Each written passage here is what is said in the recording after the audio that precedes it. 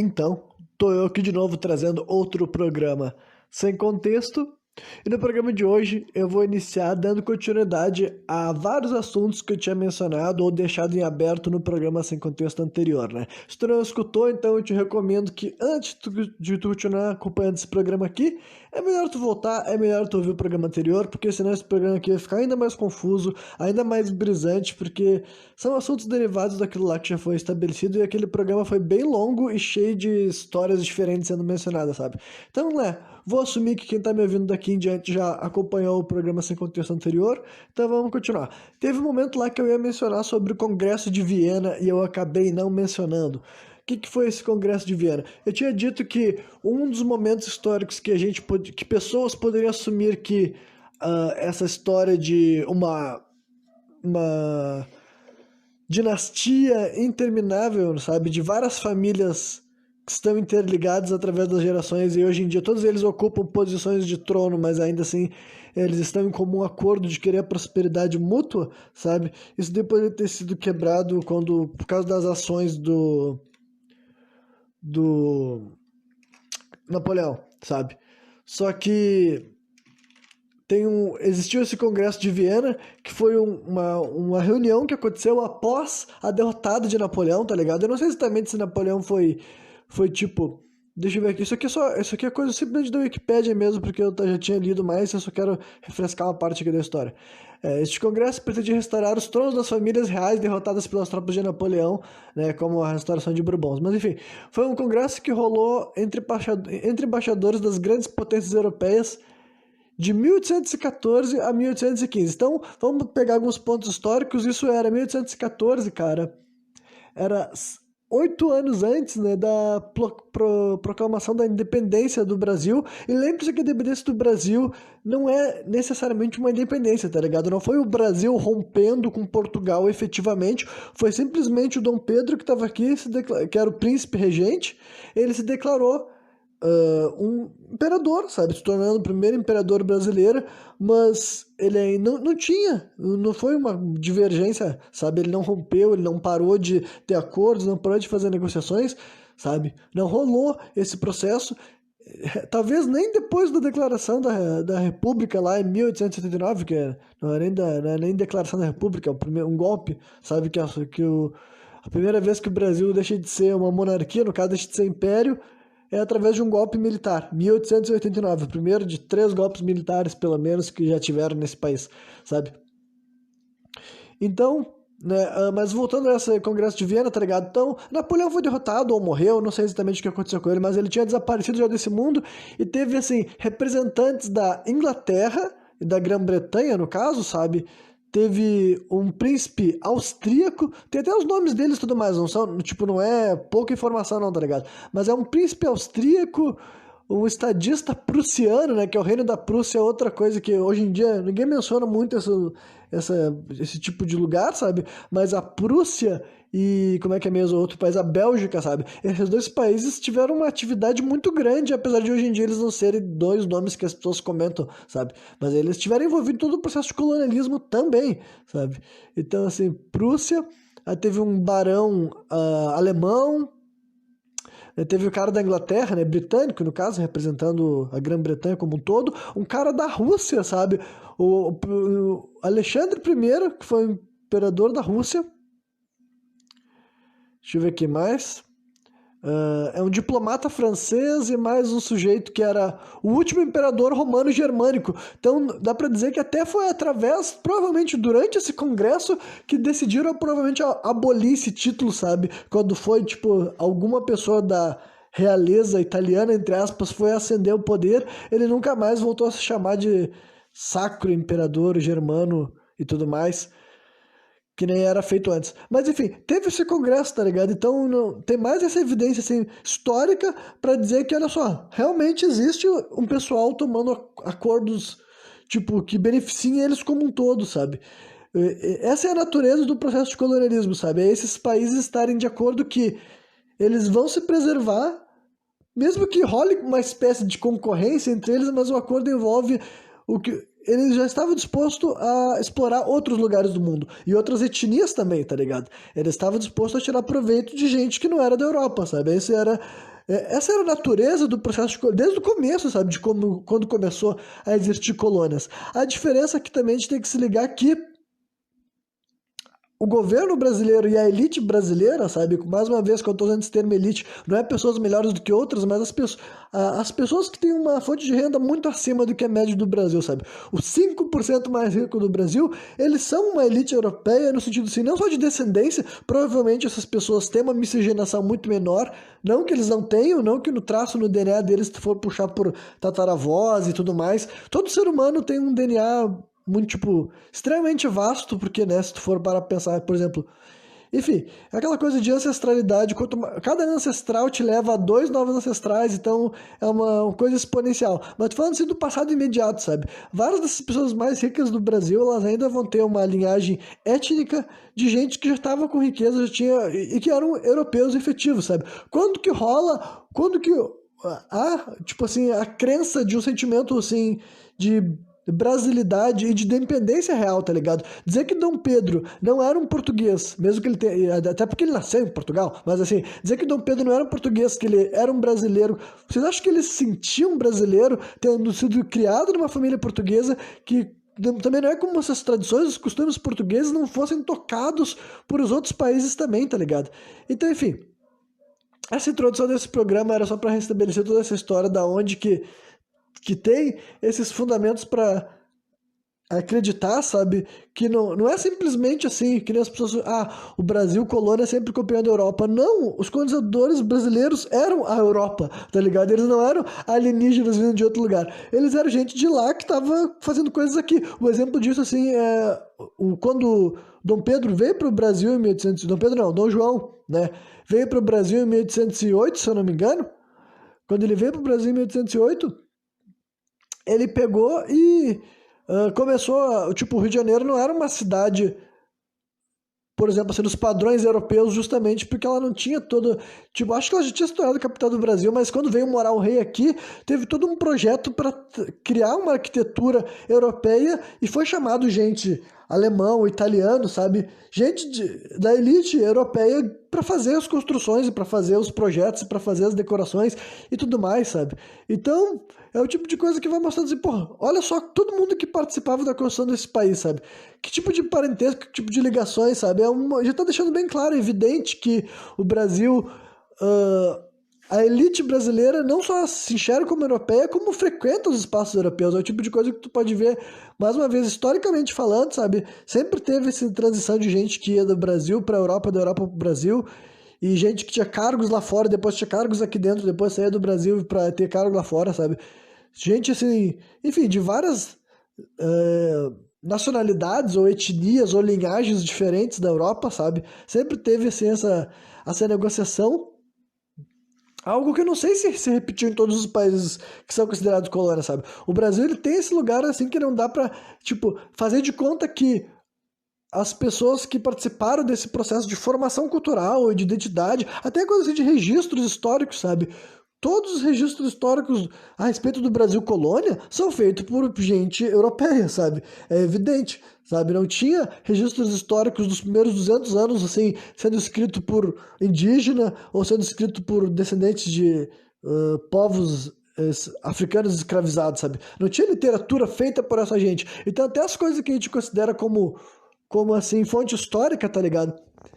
São, tipo, claramente europeias e claramente ainda sem enxergar o Brasil como uma identidade de um outro país. Provavelmente para as pessoas que andavam no Brasil naquela época, eles enxergavam, sei lá, como uma extensão da Europa, sabe? Como uma extensão do processo, tipo, das terras europeias, porque, né, mais uma vez é isso que é o colonialismo em essência, tá ligado? Então, o Brasil tem esses indícios, assim, e tudo mais, mas eu vou transicionar, vou avançar essa narrativa porque eu queria ter falado de um sujeito chamado de Barão de Mauá, tá ligado? Esse sujeito daí eu descobri também fazendo pesquisas, assim, a respeito da história do Brasil e tudo mais, e ele é um sujeito, assim, que ele Não, eu não acredito que ele seja um nome tão famoso, porque eu confesso que não é um dos nomes que eu mais escutei na minha vida, sabe? Eu comecei a me tornar mais atento a esse cara mais recentemente mesmo, assim, nos últimos, sei lá, 2 anos da minha vida, talvez até menos que isso, sabe? Mas é um cara que, só pra vocês entenderem o time span que ele existiu, sabe? Ele nasceu em 1813, então pense que ele nasceu 2 anos antes desse Congresso de Viena, sabe? 9 anos antes da independência do Brasil. E ele morreu em 1889. No caso, ele morreu 2 anos antes do Brasil da República ter sido instaurada através de um golpe militar, tá ligado? Então ele viveu durante os últimos anos todos do Brasil Império, sabe? Tanto quando ele se tornou independente, entre aspas, de Portugal, mas né, todo o regime monárquico do Dom Pedro I e Dom Pedro II aqui no Brasil, né? Mas enfim, por que eu vou falar desse cara? Porque ele é citado nos artigos que falam sobre ele, gente que cria conteúdo com ele, como uma espécie assim de bilionário, sabe? O mega banqueiro também, inclusive, do Brasil daquela época, mas como se ele fosse uma exceção, sabe? Um cara que foi uma figura que tentou industrializar e equiparar o Brasil ao resto da Europa, digamos assim, só que não tava, tipo, não permitiram, sabe? Tipo, foram feitas várias maquinações e politicagens para fazer com que esse cara mais perdesse dinheiro do que ganhasse. Mas enfim, então essa basicamente são as histórias a respeito desse cara. Só que eu tenho várias coisas para falar mais a respeito disso, porque eu acho que é uma figura que eu imagino que ele vai ser cada vez mais mencionado, não só porque eu tô falando aqui, tipo, não porque eu tô falando aqui nesse momento, mas eu acredito que pela quantidade de conteúdo que tem para falar sobre esse cara, bem ou mal, usar ele como exemplo de coisas boas ou ruins, sabe? Então, ele já tem esse caráter de ter essa função, assim, de ter essa imagem, né, do empresário da iniciativa privada que é que tentou ser benéfica e não deixaram, sabe? Mas né, vamos começar por outras partes. Sobre a origem dele, já tem uma coisa assim que eu acho que, tipo, se vocês verem as descrições mais comuns dele, vendem ele mesmo como um cara que conseguiu as coisas pelo mérito próprio, sabe? Falando de uma forma bem simplista, dá pra dizer que ele seria um expoente da lógica meritocrática, sabe? Mas até mesmo na historiografia oficial dá pra verificar que, tipo assim, ele não era um qualquer, no sentido que ele era neto paterno, né? No caso, o avô dele era o fundador de uma freguesia aqui na capitania de Porto Alegre, né? Que tinha toda essa questão também, que é outra coisa que eu acho que ajuda também a confundir um pouco as pessoas, sabe? Mas na época que o Brasil ainda tinha as nominações de capitania, todas as cidades brasileiras elas tinham praticamente o mesmo nome que elas têm hoje em dia, mas elas eram maiores. Por exemplo, aqui a cidade de Porto Alegre era chamada de Capitania de São Pedro do Rio Grande do Sul, né? Na verdade, não, eu tava falando da cidade de Porto Alegre, não, estado, sabe? Isso que eu queria ter dito, eu tava falando de cidades, tava falando de estados. Enfim, então o Rio Grande do Sul, o nome dele original seria São Pedro do Rio Grande do Sul, tá ligado? Assim como o Rio de Janeiro, que é São Sebastião do Rio de Janeiro, sabe? Então os nomes foram cortados assim e tudo mais, né? Mas enfim, então quando esse cara nasceu, ele nasceu numa cidade chamada Arroio Grande. Então o avô dele tinha sido o fundador dessa freguesia. E é um cara que não tem informação nenhuma muito quem foi esse avô dele. Tem um nome, que é Manuel Jerônimo de Souza. Então, tipo assim, não é uma figura que a história se importou o suficiente de deixar bem registrado. E dizem que o pai dele também era só um criador de cabeça de gado, então ele é vendido como um cara que não tinha muita condição, mas olha, só por essas poucas informações históricas já não dá pra dizer que ele era um qualquer, sabe? Eu não sei que tipo de grau de educação, de formação tinha esse avô dele e tudo mais, só que olha, não dá pra fazer de conta que esse sujeito é um anônimo, porque daí já estaria ocultando uma parte da história dele que é real. E depois tem um adendo maior sobre isso, entendeu? Porque dizem que o pai dele morreu cedo e um tio dele que também não era um qualquer, sabe? O tio dele, deixa eu ver, cadê o nome do cara aqui? Quando ele tinha 8 anos, o pai dele morreu e a guarda dele foi. Ele tinha uma mãe, mas a guarda dele foi cedida por um tio e tudo mais, que era um cara chamado de Manuel José de Carvalho. Esse cara daí tinha uma ligações com gente de São Paulo, sabe? Um tal de um coronel, é isso? Não, é outro tio outro tio do rapaz, chamado José Batista de Carvalho, outro cara sem informações além do nome, mas ele era comandante de uma embarcação marítima, sabe? Então, dá pra ver que esse guri já tinha, mesmo que ele fosse assim, não fosse alguém da linhagem real, por exemplo, que não é isso que eu tô sugerindo, não, mas agora dizer que ele era um qualquer, ele não era, já era alguém que tinha gente interessada o suficiente para ver se esse guri era capaz de prosperar. Então, chega um momento que tem um mérito próprio dele na história, digamos assim, só que tem que ver todas as plataformas que foram colocadas pra esse cara dar certo, sabe? Porque na história, no final dos contos, ele vai ser um puta bilionário, dizem que mais rico do que o Império Brasileiro na época que ele, na época de maior riqueza dele, ele era mais rico que o governo brasileiro, no caso, né? Que era o Império na época. Então, é uma narrativa bem assim, excepcional na história do Brasil, justamente também por causa dessas coisas de que dizem que foi sabotado e tudo mais, sabe? Tem todas essas paradas aí todas. Mas enfim, eu sei que quando ele estava no começo da vida, na verdade não era no começo, mas na adolescência dele, ele começou a trabalhar numa empresa de um cara chamado Richard Carruthers, sabe? Que ele era um negociante escocês que vivia no Rio de Janeiro no século XIX, sabe? Então, 1822, mais ou menos, sabe? Não, 1830, tá, consegui aqui. 1830 é quando ele começou a trabalhar com esse cara. E também um adendo que eu vou deixar bem claro que é importante, entre aspas, é que esse Carruthers era maçom e esse Carruthers introduziu, em algum momento ele introduziu o Irineu Evangelista de Souza, que esse é o Barão de Mauá, mas eu vou chamar ele de Barão de Mauá porque é bem mais fácil. Nessa época ele era Barão de nada, né? Mas ainda assim, ele também foi introduzido para maçonaria. Então, assim, ó, tem muita gente, assim, daí não só conspiracionista, mas é principalmente conspiracionista que fica falando desse negócio de maçom. Só que eu acho que é, tipo, honesto, quando tem essa informação de que as pessoas são membros da maçonaria, é honesto mencionar, porque, tipo assim, ó, pelo menos, no mínimo, cara, o cara ser maçom, já é evidente que ele possuía uma espécie, assim, de orientação, ou até uma, como posso dizer assim, uma espécie de patriarcado, sabe? Porque essas são as coisas vendidas pela maçonaria, sabe? De irmandade, fraternidade. Então, tipo assim, se esse cara se aproximou de um maluco que era o comerciante escocês, sabe? E ele já teve uma série de pessoas diferentes que foram direcionando ele pra chegar até o momento que ele ia conhecer esse sujeito. E daí esse cara se afeiçoou e ele gostou do trabalho dele, achou que ele era competente, introduziu ele pra maçonaria, tá ligado? E daí foi a partir desse primeiro negócio com esse cara daí, com esse negociante escocês, que um dia daí saiu do Brasil, voltou a morar na Europa, e esse guri ficou aqui, que não era guri mais, já era um jovem adulto, no caso, assumiu os negócios, e depois ele só foi ficando cada vez mais rico, entendeu? Então, essa daí, supostamente, ele é um exemplo disso, do cara da iniciativa privada que veio do nada, entre várias aspas, que eu já acabei de deixar bem claro pra vocês que eu não acredito que dá pra vender um sujeito desses como alguém que veio do nada, sabe? É uma mentira dizer que ele veio do nada, porque, né, o nada dele não é o nada que a maioria de nós conhece, tá ligado? Então, não foi do nada. Mas enfim, aí por que eu escolhi falar desse cara? É basicamente sobre algumas questões relacionadas especificamente que envolve ele e o Dom Pedro II, entendeu? Que foi o segundo imperador do Brasil, o segundo e último, né? No caso, desde que o Brasil se tornou independente, teve dois imperadores, Dom Pedro I e Dom Pedro II, e Dom Pedro II morreu assim, ainda quando... Ele estava vivo quando declararam a República e tudo mais. Então, né, tem isso. Mas enfim, voltando pro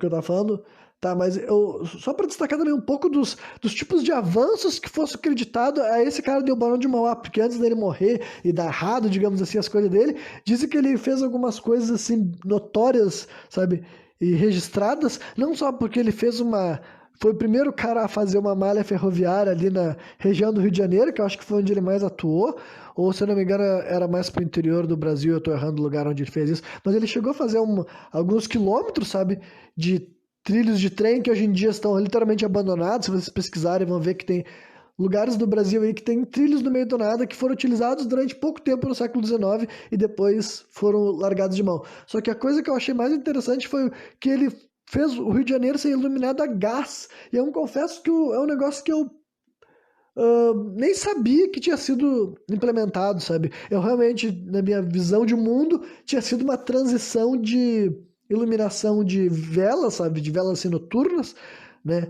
Para depois já lâmpadas, eletricidade. Eu não tinha pensado numa história assim de iluminação a gás. Mas teve aqui no Brasil, mas provavelmente não deve ter sido em quase nenhum lugar, sabe? Mas um dos lugares que teve essa iluminação a gás e supostamente financiado por esse cara daí, isso lá no século XIX, sabe? Literalmente antes da lâmpada.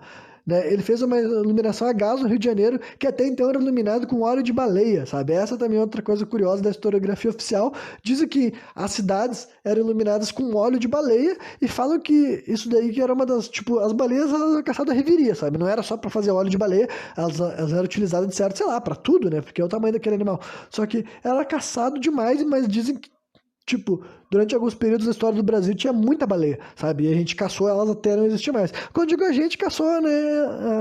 Pessoas que estavam fazendo o processo de colonização, blá blá blá. Então, né? Tem a ver com quem estava vivo naquela época, né? Mas então, as pessoas que viviam no Brasil, provavelmente a mando dos colonizadores e tudo mais, faziam esse processo de matar baleia e utilizar para várias coisas. Uma das coisas que utilizavam era para fazer esse óleo, sabe? Só que o Rio de Janeiro foi uma das cidades que parou de usar esse óleo graças ao investimento da cidade de Barão de Mauá, que instalou na cidade essa iluminação a gás, que algum dia até vou pesquisar mais sobre essa história de iluminar cidades com gás e como que se dava exatamente, porque realmente eu não tinha muita noção de que teve essa iluminação a gás entre a iluminação de fogo, né, combustão, digamos assim, e a iluminação, talvez também seja de combustão também de alguma espécie, mas enfim, tá ligado? Indo adiante, e aí, esse foi o tipo de coisa que ele fez, e ele também chegou a instalar telefones do Rio de Janeiro, sabe?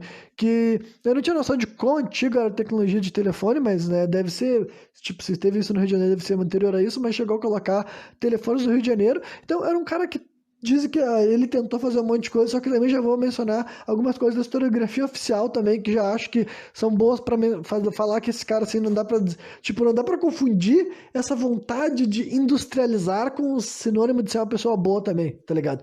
Porque um exemplo de uma coisa que aconteceu, tipo, dizem que ele era bastante contra a escravidão, sabe?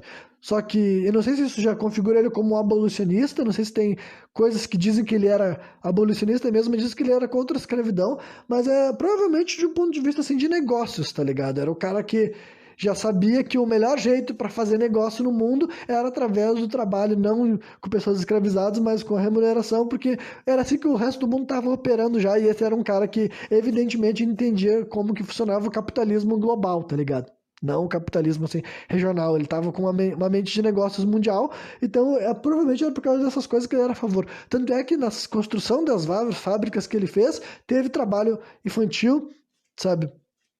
E trabalho infantil, eu sei também que o trabalho infantil naquela época era outra coisa, mas só pra vocês entenderem o negócio, sabe? Não dá pra, tipo assim, confundir gente que tá buscando um progresso com gente que tá que tem realmente uma visão humanizada ou moral, sabe? Sobre a questão, sabe? Mas eu também, enfim, já que eu mencionei esse negócio de trabalho infantil, sabe? Só pra deixar bem claro, não é que, tipo assim, a criança não pode trabalhar entre várias aspas, mas em primeiro lugar, isso daí era trabalho, sabe? Era literalmente assim, carga horária de horas e horas diárias, crianças fazendo várias funções, porque ainda não tinha, tipo, isso era 1830, 1840, não tinha ainda uma lei que impedia isso. Então, né, se tinha criança pobre o suficiente para aceitar trabalho de fazer esse tipo de coisa, e tinha, sabe? E tinha, era o tipo de trabalho que valia a pena, sabe, tu contratar, porque tu não precisava pagar tanto assim para uma criança fazer um trabalho, ou tu podia botar várias crianças e pagar menos do que tu pagaria pro adulto, sei lá, tá ligado?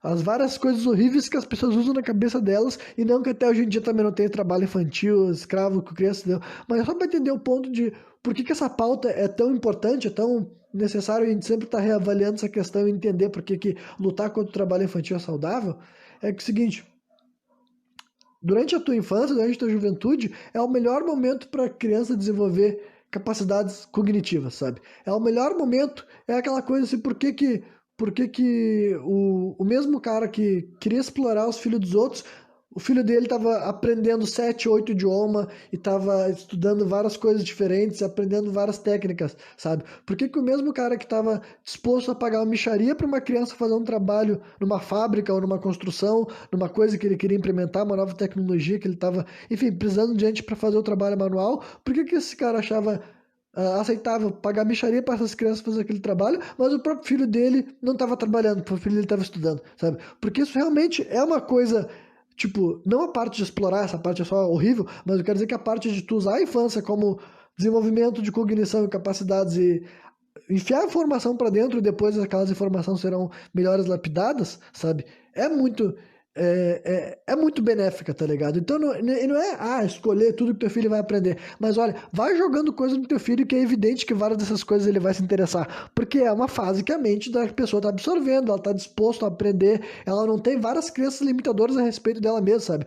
Por que que tu ensina pra uma criança 7, 8 idiomas? Porque ela nem sequer chegou a pensar na cabeça dela aquelas coisas clássicas que os adultos pensam que dá muito trabalho, eu nunca vou aprender isso, sabe? Realmente a criança nem tem essa programação a respeito do que ela pode ou não pode aprender, do que ela pode ou não pode conseguir, do conhecimento que ela pode obter ou não, sabe? Ela não tem a preguiça de fazer aquela caminhada. Então, simplesmente, se tu não quer, vou obrigar meu filho a estudar 15 matérias, simplesmente faz de tudo para estar sempre expondo o teu filho para coisas variadas, porque naturalmente ele vai gostar de certas coisas, ele vai querer se embrenhar. E estimule isso, sabe? Passa isso adiante. Então, ao mesmo tempo que no final de tudo isso, se teu filho vai ter algum tempo para desempenhar funções manuais e práticas também, sabe? Isso também é incrível, isso também é espetacular. Só que por isso a gente tem que ser contra o trabalho infantil e a gente também tem que retrabalhar aquela velha história de que, tipo, tudo isso que eu falei vai contra várias noções que os pais das pessoas falavam, que são noções assim que tem a ver com a vida que eles tiveram, sabe? Aquela coisa assim de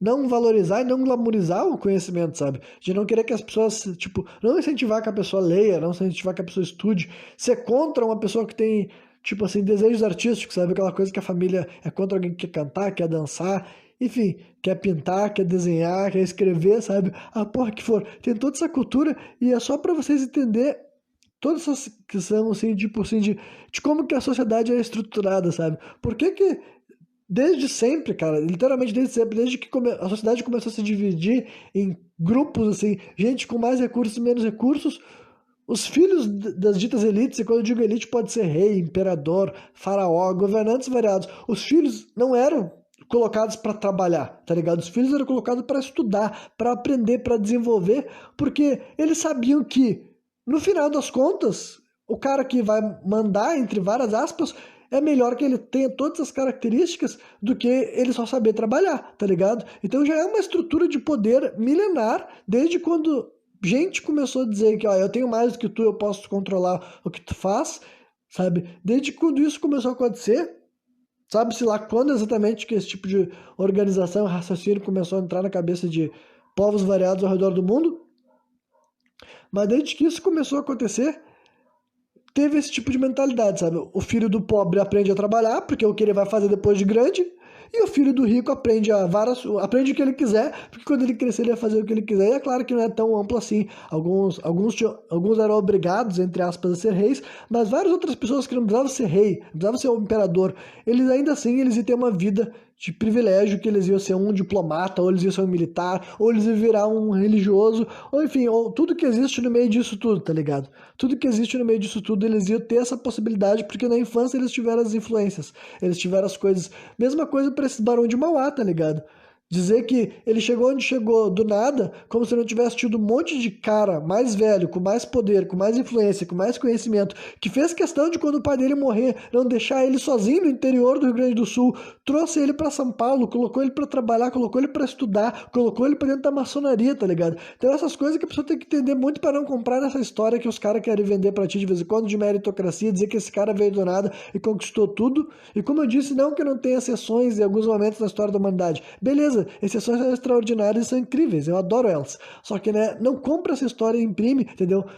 Porque até esse cara, daí, o Barão de Mauá, que não é um João ninguém que veio do nada e conquistou tudo, até esse cara eles ainda querem usar como exemplo disso, né? Mas o que eu tinha mencionado sobre ele era basicamente sobre, não é sobre o final da vida dele, porque esse cara morreu, até onde eu sei, eu já falei ali em 1889, mas um evento que aconteceu na década de 40, sabe? 1840 no caso, se não me engano foi em 44 e 46, são um intervalo de 20 meses de 2 capítulos que eu achei muito, sei lá, muito curiosos, tá ligado? Realmente, assim, é aquelas coisas que quando eu tava vendo a respeito, são aqueles momentos da história brasileira e também que tu fica assim, caralho, se a história foi exatamente assim, que absurdo, mas ela só não foi assim, as pessoas inventaram uma história dessas, por que que inventaram uma história dessas, tá ligado? Mas assim, ó, esse cara, quando ele ia começar essa obra para criar essa ferrovia, que agora eu não me lembro exatamente o dia que passava, entendeu? Se era no Rio de Janeiro ou algum outro estado, mas ele ia começar essa obra, ele chamou o Dom Pedro II, que era o imperador da época, o Dom Pedro I já estava morto, né? O Dom Pedro II, filho do Dom Pedro I, para pegar e fazer, tipo, ele ia participar da inauguração. Só que a forma que ele ia participar da inauguração envolvia ele utilizar uma pá, que até onde eu sei existe a pá até hoje em dia, sabe? Uma pá, literalmente uma pá, a ferramenta, né? Uma pá de prata, sabe? Uma pá de prata e tudo mais, com joias cravejadas, tipo, como eu falei pra vocês, tem até imagens disso, e né, eu falei que. É que eu não sei se eles falam para as pessoas que aquilo ali foi realmente a pá que o Dom Pedro II utilizou nesse dia fatídico, ou isso é simplesmente uma representação baseada nas descrições e nos relatos, porque isso daí é história oficial mesmo, sabe? Dizem que esse cara chamou o Dom Pedro II e tinha lá um. Não sei se o carrinho de mão também era especial, mas se não me engano o carrinho de mão também era especial. E essa pá, sabe, magnânima, entregou na mão do Dom Pedro para ele pegar, tipo assim, dar a primeira pasada, sabe? Ele dá a pasada num pedaço assim de areia e colocar assim no. E colocar dentro de um carrinho lá, sabe?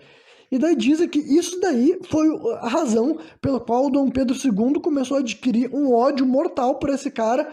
E, tipo, tem toda uma explicação de contexto da época, sabe? Dizendo que, isso daí era super ofensivo, sabe? Tu pegar e tu mandar um imperador trabalhar, sabe? Porque, tipo, isso daí ainda tinha escravidão no Brasil, então dizem que o trabalho, tipo, qualquer. Tipo, se tu era uma pessoa, um imperador, um monarca, sabe? Tu não ia fazer nada com as tuas próprias mãos, sempre ia ter um escravo pra fazer tudo pra ti. Então, dizem que rolou isso daí, tá ligado? Então, eu já confesso pra vocês assim que é historiografia oficial, mas eu acho, tipo, não importa que tenha gente que fala que viu, que foi isso que aconteceu e relatando que essa é a verdade. Só vamos usar a empatia, vamos pensar nisso acontecendo, sabe? Tipo, quem exatamente eram essas pessoas? Tipo assim, esse Barão de Mauá não sabia que ele estava fazendo isso, ou ele sabia e ele estava provocando o imperador na frente de todo mundo, porque isso daí era um evento, sabe? O Dom Pedro II foi convocado com muita, assim, muita pompa, tanto é que não era uma pá qualquer, ele não entregou uma pá enferrujada, toma aí, velho arrombado, bota a areia aí pra dentro do carrinho, pau no cu, sabe? Não foi assim, ele pegou e ele entregou uma pá super mega louca, só que daí pensa aí, então, quem era esse sujeito para ele fazer isso deliberadamente para provocar o imperador na frente de toda a corte, de todo mundo do. Só que daí, mais do que isso, se o Dom Pedro II realmente era um cara tão averso ao trabalho manual, tipo, ele era tão, tipo, literalmente tão assim, ele tinha asco da ideia de trabalhar, por que que ele simplesmente não falou, eu não vou pegar essa pá, quem tá falando, tu acha que tá falando com quem? Por que que ele ia pegar pá, fazer isso totalmente contra gosto na frente de todo mundo, porque, ele não queria dar um vexame, ele não queria dar um piti, ele não queria que as pessoas soubessem que pra ele é horrível, só que, tipo, ele ia fazer isso contra gosto e depois ele ia ficar assim, eu vou destruir a carreira desse cara, eu vou conspirar tudo que eu posso, sabe? E como eu falei, essa é a historiografia oficial, tá ligado? É isso que os caras falam que deve ter acontecido, entendeu? É isso que faz parte da narrativa oficial. Mas espera aí, vai ficar ainda mais doido, vai ficar ainda mais doido. Sério, porque assim, 20 meses depois desse acontecimento, o fato se repetiu numa outra obra desse tal de Barão de Mauá. Ele convidou o Dom Pedro II de novo, o Dom Pedro II de novo foi, o que mais uma vez levanta assim a ideia, pô, mas esse cara tinha ficado tão puto, tão brabo, porque que mais uma vez ele foi pra ser humilhado em público de novo, sabe? Cara, isso daí foi retratado até em filmes, pode procurar, vão ver que tem filme dessa tipo de história que mostra assim uma representação bem assim do cara entregando a pá na mão do Dom Pedro e todo mundo já, os caras assim da plateia todos assim, não acredito que ele fez isso, sabe? Todo mundo, tipo, como se nem fosse, tipo, nem faz sentido o Dom Pedro II esconder que ele tá bravo, sendo que, pelo jeito, é algo que era tão culturalmente horrível, tão culturalmente asqueroso, essa prática de entregar uma pá na mão de um senhor de escravos, e não um senhor de escravos só, né? Um imperador, entregar uma pá na mão de um imperador, isso era tão humilhante que todo mundo já sabia que era humilhação só pelo ato em si, sabe? Então por isso que eu digo, quem era esse cara que ele era tão assim, eu vou entregar pá na mão do imperador porque eu sou o bichão, tá ligado? Tipo assim, tá ligado? É uma coisa que é difícil compreender como que tava rolando isso na prática, além da narrativa, além do relato histórico, porra. Eu quero entender como é que essa merda pode ter acontecido mesmo. Só que daí é que tá. Então, e o cara tá um discurso ainda falando que há 20 meses atrás, no começo dessas obras, tu pegou e tu pegou e mostrou que tu pega na pá e carrega o carrinho, tipo, não falou exatamente isso, mas tem um discurso, ele falou mesmo, ele não foi só entregando a pá, ele mencionou a antiga entrega da pá, então, tipo assim, porra, quem é esse cara que tá, tipo, além de humilhar o imperador, ele fica, sabe, esfregando, olha o que eu faço contigo, sabe, e daí entregou a pá de novo, o Dom Pedro II pegou a pá de novo e supostamente, dizem que foi ali, que daí ele decretou que não, agora eu vou ficar até o final da minha vida, eu vou fazer tudo que eu posso para acabar com os negócios desse maluco, vou fazer todas as alianças dentro do cenário político brasileiro, porque isso daí sempre existiu, tá ligado? O imperador não era um cara que mandava desmandada torto e a direito. Tipo, tiveram presidentes, sabe? Presidentes, não necessariamente eleitos democráticos, de maneira democrática, mas presidentes muito mais autoritários, ditatoriais, arbitrários do que vários reis da história, sabe? Então, a arbitrariedade não está vinculada ao título necessariamente. Então, vários reis na época que eles estavam governando, já tinha a bancada política, já tinha a bancada, tipo assim, do agronegócio, tá ligado? Da igreja, tipo, não é como se o imperador fosse chegar lá e dizer assim, ó, pau no cu da igreja, pau no cu dos bilionários, sabe, da época, os grandes donos de terrenos, pau no cu dos milicos, não era assim que funcionava, só porque tu era imperador, tu falava o que tu queria o tempo todo. Para ser esse tipo de figura autoritária, sabe, autocrática, ele tinha que ter essa truculência toda e tá envolvido com todos os esquemas. Geralmente o cara que diz que manda tudo quanto é lugar, ele é um cara que ele deve estar poder em todas as esferas. Ele tem poder dentro da religião, da, da civilização, tá ligado? Ele é um cara que faz parte do gestor religioso da parada, ele tá ligado com o exército, porque ele não tem medo que o exército vai querer tirar ele do poder, porque ele sabe que ele já é a figura que o próprio exército quer que esteja lá, e ele também tem um poder político, porque, né, é o que vem junto com essa macetada toda. Então, pro cara ser um ditador, ele tem que estar em cima dessas três coisas ao mesmo tempo, tá ligado? Se ele não pode estar com uma dessas três coisas fraquejadas. Então, tipo, nada disso configura com a figura de Dom Pedro II nessa época, sabe? Ele não era esse cara que teria esse tipo assim, não era dessa maneira que ele era vendido mesmo, até pela historiografia oficial. Então, né, fica ainda mais curioso. Ah, e tem mais a cereja do bolo, cara. Foi nessa mesma noite, nesse mesmo evento, né, da segunda pasada do Dom Pedro II, que ele foi nomeado Barão de Mauá, sabe? Isso em 1944. Então, tipo assim, só agora, sabe? Depois que ele já era um cara. Tipo, ele já devia estar com uns 40 ou 50 anos de idade, porque ele não morreu tão jovem, ele morreu com 75 anos, se eu não me engano. É 75 ou 85, deixa eu conferir aqui. Ele morreu com 75 anos, então nessa época daí, cara, ele morreu, então isso daí era 40 anos antes, ele tinha 35 anos. Ele era um cara jovem ainda e tal, mas já tava na vida dos negócios, já fazia, ele tava nos negócios desde os 9 praticamente, tá ligado? Então ele já tinha vivido essa vida inteira. Aí, tava fazendo vários negócios públicos, construindo ferrovia, e ele a recém ia virar barão. E pra vocês terem uma ideia, ele nem morreu como barão, quando ele morreu ele já era visconde.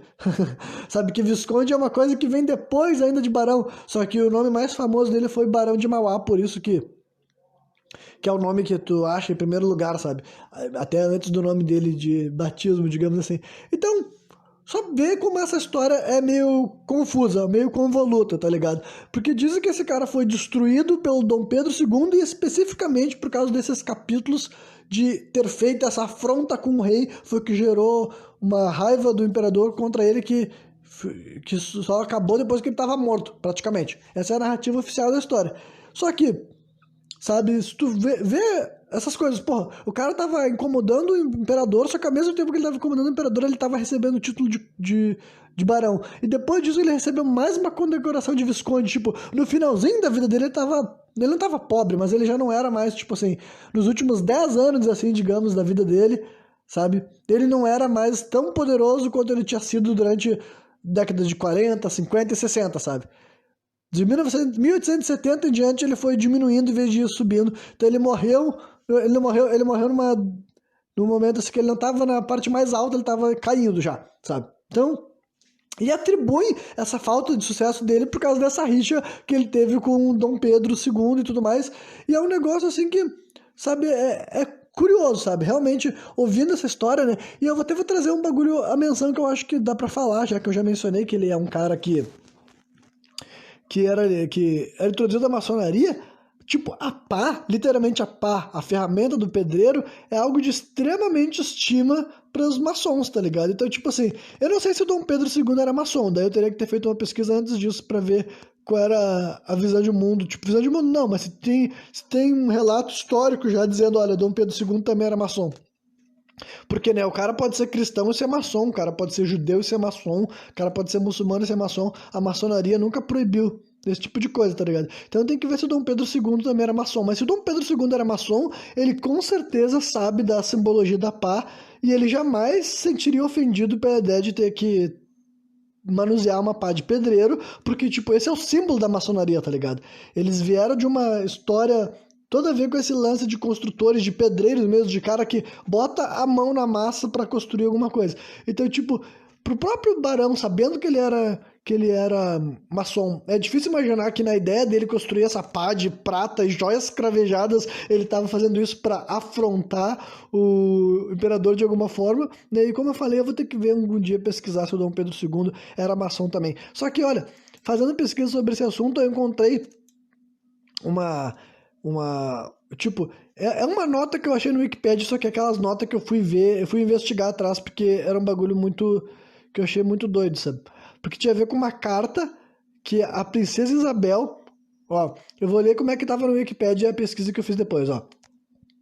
Revelações da carta da princesa Isabel em 1889. Então vamos lá. Princesa Isabel é a guria, a filha do Dom Pedro II, que é o avatar da Lei Áurea, tá ligado? Ela que assinou, porque o Dom Pedro II não tava no Brasil nessa época, e, tipo, a própria figura da Princesa Isabel já passou por várias épocas, sabe? Já foi mais, tipo, já tentaram fazer ela ser mais idolatrada, e depois o status quo da historiografia oficial do Brasil hoje em dia é que ela era uma mulher com pouco protagonismo político, com pouco protagonismo na lance do abolicionismo, ela simplesmente assinou o papel, sabe? Não era uma mulher à frente do seu tempo, ou à frente das discussões públicas, não era a tipo de vida que ela tinha, sabe? Essa é a historiografia oficial.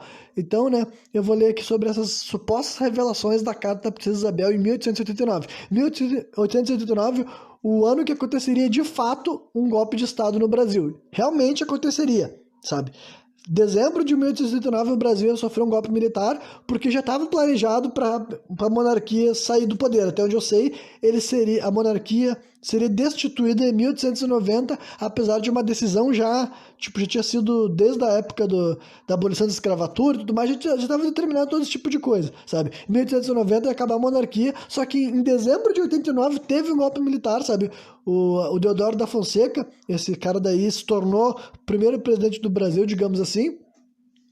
Então, isso daí é a história oficial do Brasil e, tipo, as explicações são coisas tipo assim, fizeram isso porque, enfim, por causa de intrigas, dizem que um cara lá foi lá, mentiu pro Deodoro da Fonseca que, porque a empresa, a família real ia fazer um monte de coisa, sabe? Tipo, esses últimos meses dele no poder, eles iam deixar várias coisas encaminhadas, digamos assim, e uma das coisas que eles deixam encaminhada é que ia nomear um cara pra ser o general, ou não sei se ia ser o presidente, mas ia nomear um cara que era, não sei se era o Benjamin Constant, agora eu posso estar errando os nomes, mas era um cara que o Deodoro da Fonseca não gostava, era tipo assim, um rival dele. Aí, um outro cara que tava querendo dar o golpe, falava, meteu essas pilhas no Deodoro da Fonseca, vai lá e pega o poder agora, porque se tu esperar chegar o momento que a monarquia tá saindo no momento que ela quiser, eles vão botar o teu inimigo lá no poder, não é isso que tu quer, né? E o Deodoro da Fonseca foi lá e fez isso, sabe?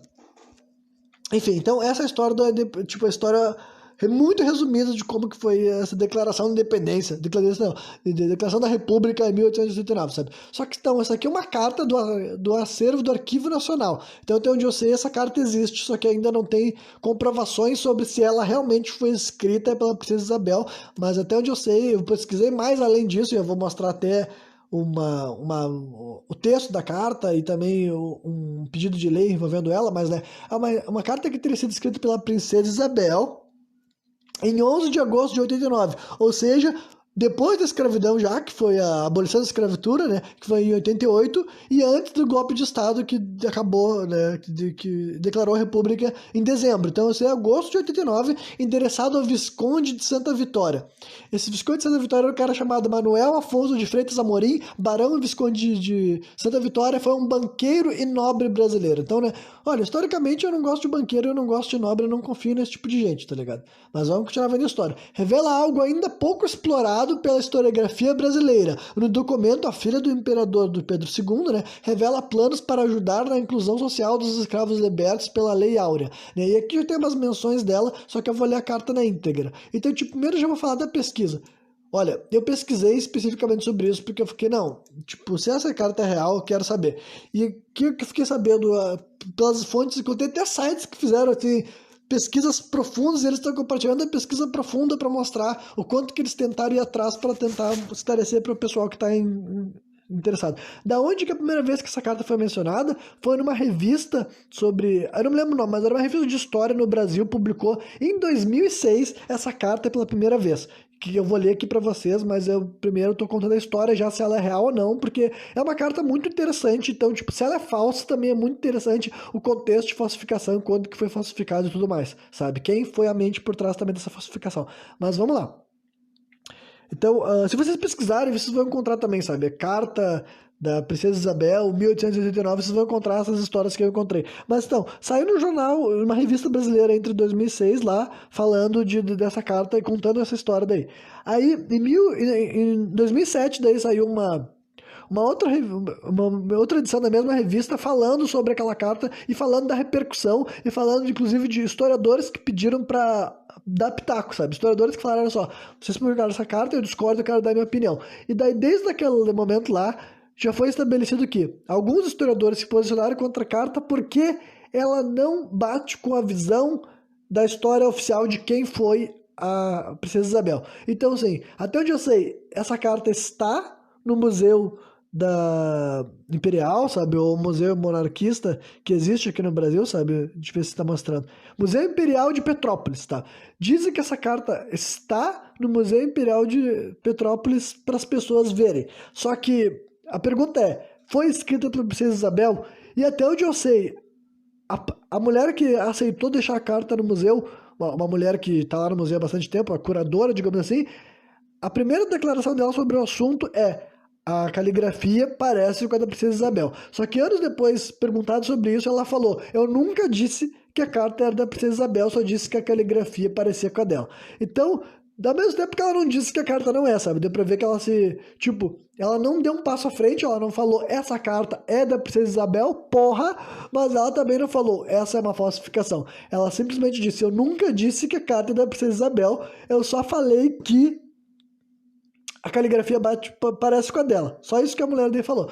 Então, e os historiadores que negam a autenticidade dela, negam no fato de que não tem como a Princesa Isabel ter falado essas coisas, tá ligado? Não é o tipo de mulher que ela era uma mulher visão cristã, tipo, do lar, entendeu? De ser submissa ao pai, ao marido, ela não teria esse tipo de pronunciamento, sabe? E falaram também que nessa carta parecia que ela tinha um grau de maior intimidade, amizade com esse tal de Visconde de Santa Vitória, que não é um Visconde de Mauá, mas vamos falar do Visconde de Mauá na carta, ele já estava morto nisso, inclusive ele morreu em 89, então essa carta deveria ter sido... Deixa eu ver exatamente que mês que ele morreu. Que mês que ele tá marcando que ele morreu?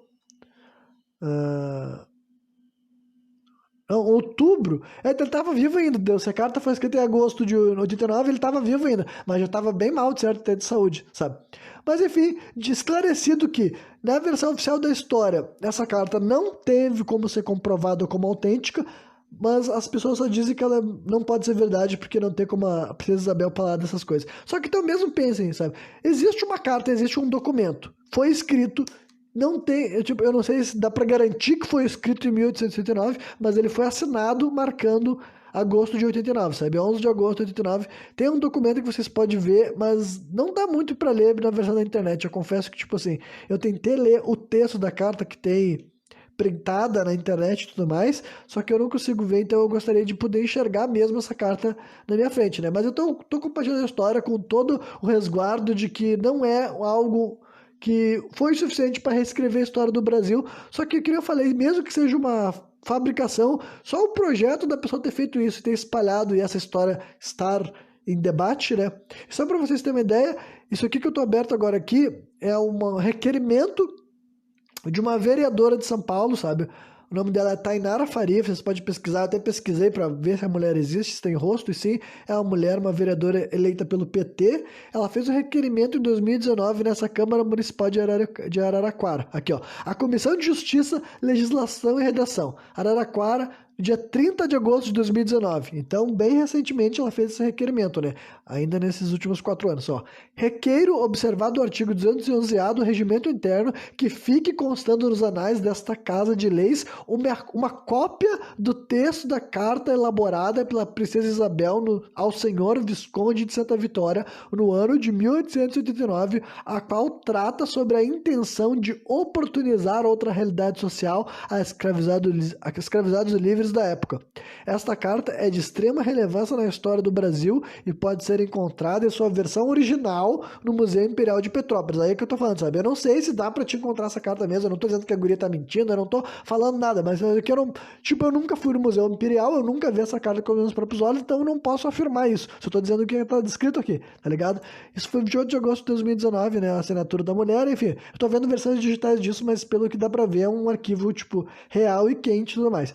Aí tem a carta, né, que não dá pra ler, e daí tem uma versão, tipo assim, legível do que estaria escrito na carta, e é o que eu vou ler aqui pra vocês, ó. 11 de agosto de 1889, Paço Isabel, Corte Mide, caro senhor Visconde de Santa Vitória. Fui informada por papai que me colocou a par da intenção e do envio dos fundos de seu banco em forma de doação como indenização aos ex-escravos libertos em 13 de maio do ano passado. E o sigilo que o senhor pediu ao presidente do gabinete para não provocar maior reação violenta dos escravocatas. Então já começa com uma revelação grande, tá ligado? Esse Visconde de Santa Vitória teria separado o dinheiro do banco dele que era para dar indenização para os ex-escravos. Algo que a gente sempre menciona sobre a tal de dívida histórica, entendeu? Então, mas eu já vou deixar bem claro aqui, olha. Isso aqui não é um argumento pró-monarquista, eu já vi falar que teve várias,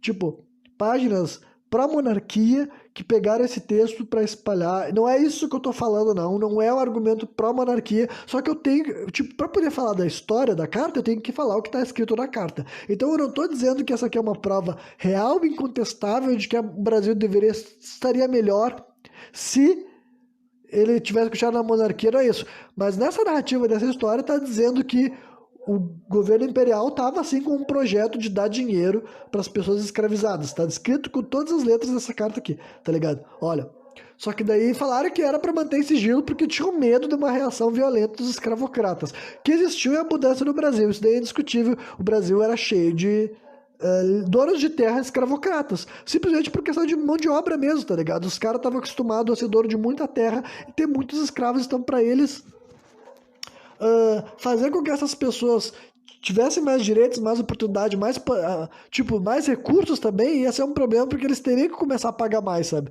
Ia ser tudo uma coisa que faz todo sentido que uma elite escravocrata seja contra a dívida histórica, tá ligado? E daí, então vamos continuar lendo a carta porque ela vai ficar mais doida ainda, sabe? Deus nos protege dos escravocratas e os militares saibam deste nosso negócio, ó.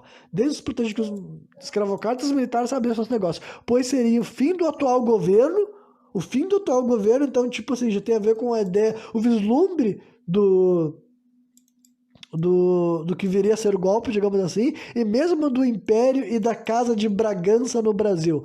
Nosso amigo Nabucco, além dos senhores Rebouças, Patrocínio e Dantas, aí também diz isso aqui que é uma coisa que já contestaram, falaram que não há informações históricas de que a princesa Isabel tenha sido amiga de Nabucco, o senhor Rebouças, entendeu? Esses caras aqui são todos chamados assim de abolicionistas, tá ligado? Eles são aqueles caras que estavam fazendo dentro da lei o que eles podiam para tentar alterar o regime escravocrata. Então nessa carta aqui estaria indicando que a princesa Isabel é mais escravocrata do que ela foi na versão oficial da história, sabe? Então essa é outra coisa que eu tô destacando para vocês, as coisas que eu vi, para não... Se isso aqui é uma obra de manipulação, eu estou deixando bem claro que a pessoa que está fazendo essa manipulação, pelo menos ela sabia estruturar uma manipulação, porque ela estava ligando, tipo, ela estava colocando elementos que se encaixam na história do Brasil para montar uma imagem de uma princesa que queria ter feito mais do que ela pôde, tá ligado? Essa pessoa se deu o trabalho de fazer essas ligações todas, sabe? Vamos continuar. Nosso amigo Nabucco, senhores Dantas, poderem dar auxílio a partir do dia 20 de novembro, quando as câmaras se reunirem para a posse da nova legislatura. com o apoio dos novos deputados e amigos fiéis do papai no Senado, será possível realizar as mudanças que sonham para o Brasil. Então, mais uma vez, é mais assim, todo um discurso bem, tipo assim, como se ela se importasse com essas mudanças. E daí, pelo que eu tô dizendo, é o seguinte, entendeu? É que a transição monarquista seria assim, entendeu? Antes deles deixarem o poder de vez, já teria tudo encaminhado com pessoas que eles estavam escolhendo deixar lá no poder, sabe? E isso daí é uma coisa que, mais uma vez, essa parte não é conspiracionista, sabe? Teria sido assim. A monarquia teria saído do poder transicionando para uma república, sem golpe militar que aconteceu em dezembro. Então essa parte também, sabe, achar que o golpe militar foi pensando no bem do Brasil também não tem como saber. Ao mesmo tempo que eu não estou dizendo que foi dentro pensando no mal do Brasil. Só que agora, o que a gente sabe é o que foi de fato. A gente nunca vai saber como teria sido o Brasil em que não rola o golpe de 89. A gente só sabe como é que é o Brasil que rolou o golpe de 89, tá ligado? Então, né, todo o resto é especulação. Especular se tivesse esperado a monarquia ter saído do poder e feito a transição do jeito que era pretendido em 1890, e se teria acontecido algo diferente, infelizmente é só especulação. Mas esse documento está querendo direcionar para esse lado, sabe? Está querendo direcionar que o golpe republicano feito, que foi um golpe, só para vocês saberem dessa parte, não é. É só para saber que a história do Brasil tem todas essas, tipo, essas complicações, sabe? Não foi um golpe dado pelo povo, pelas pessoas que não aguentavam mais a monarquia e cortaram a cabeça do rei. E eu também não estou dizendo que esse daí seria o melhor ou o pior resultado. Também não foi uma versão da história, sabe? Vários países cortaram a cabeça dos seus reis. O Brasil não foi um deles, sabe? O Brasil não foi um deles. Não tem como a gente saber que tipo de país teria saído dessa revolução. A gente não passou por ela. Ao mesmo tempo que o primeiro golpe, quando o Brasil deixou de ser monarquia, deixou de ser império, virou república, foi dado por militares em contextos ainda muito complexos e pouco claros, né?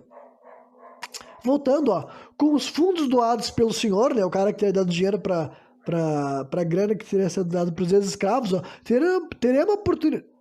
teremos oportunidade de colocar estes ex-escravos agora livres em terras suas próprias, trabalhando na agricultura e na pecuária delas, tirando seus próprios proventos. Isso daí seria reforma tributária também, tá ligado? Então, estão colocando que o governo, o Império Monárquico tinha preparado uma reforma tributária e uma reforma agrária. Mais uma vez, não tô falando isso porque eu acredito que tenha sido assim, só tô falando toda a narrativa que essa carta, tipo, só para destacar o quão revolucionária é essa carta se ela fosse verdade, tá ligado? E mesmo que ela seja mentira, destacando o quanto essa pessoa entende que ela colocou todas as coisas que o Brasil precisaria para não ser a bosta que ele é hoje, sabe? O Brasil precisaria de dívida histórica, ele precisaria de reparação histórica, ele precisaria de reforma agrária, sabe? E tudo isso está sendo incluído nisso aqui, né? Próprios proventos. Fiquei mais sentida ao saber por papai que esta doação significou mais de 2/3 da venda dos seus bens, o que demonstra o amor devotado do senhor pelo Brasil. Então também já está colocando esse cara daí, que existiu, mas eu também não sei quanto que falam dele na história oficial do Brasil, né? Mas ela está colocando esse cara daí como alguém que tentou doar quase tudo que ele tinha ainda vivo, sabe? Porque, de certo, ele já estava para morrer e pensou, bom, né? Vou dar o dinheiro para causas que eu acredito antes que fique para herdeiros, digamos assim, né? Ó, Deus proteja o senhor e toda a sua família para sempre. Então, né, mas, e também coloca a Princesa Isabel como alguém muito interessado em mostrar gratidão e tudo mais, sabe? E falando no nome de Deus. Enfim, foi comovente a queda do Banco Mauá em 1878. Isso daí também é histórico, sabe? Deixa eu ver até se a queda do banco é exatamente 1878. Vou até colocar algo sobre isso, peraí. Banco Mauá. Ó, Banco Mauá, queda. Tô pesquisando nesse exato momento aqui, ó. Vamos ver o que mostra. Banco Mauá, vamos ver se mostra que se foi exatamente isso daí.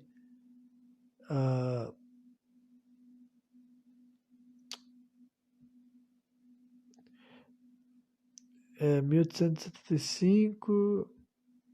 Não consegui encontrar uma, tipo... Não que eu não consegui encontrar, mas eu quero dizer que não tem uma menção rápida dizendo que ele caiu em 1868. Então tá aí um ponto que dá para investigar. Porque ela tá dizendo aqui nessa carta que a queda foi em 1878. Se descobrir que a queda do banco foi exatamente em 1878, também pode, né, ser mais uma fonte de que, pelo menos, se isso aqui é uma falsa carta, a pessoa que escreveu a falsa carta estudou a historiografia do Brasil para não estar cometendo nenhuma, assim, coisa que denunciasse de forma evidente que essa carta não foi escrita por quem escreveu, né? Ó, e a forma honrada e proba, porém infeliz, que o senhor e seu estimado sócio, o grande Visconde de Mauá, esse daí que mais uma vez está correto, nessa época ele não seria Barão de Mauá, ele já seria Visconde de Mauá. E ela está se referindo a ele a Visconde de Mauá. Aceitaram a derrocada, segundo o papai, tecida pelos ingleses de forma desonesta e corrupta. Então, aí já entrando na ideia de que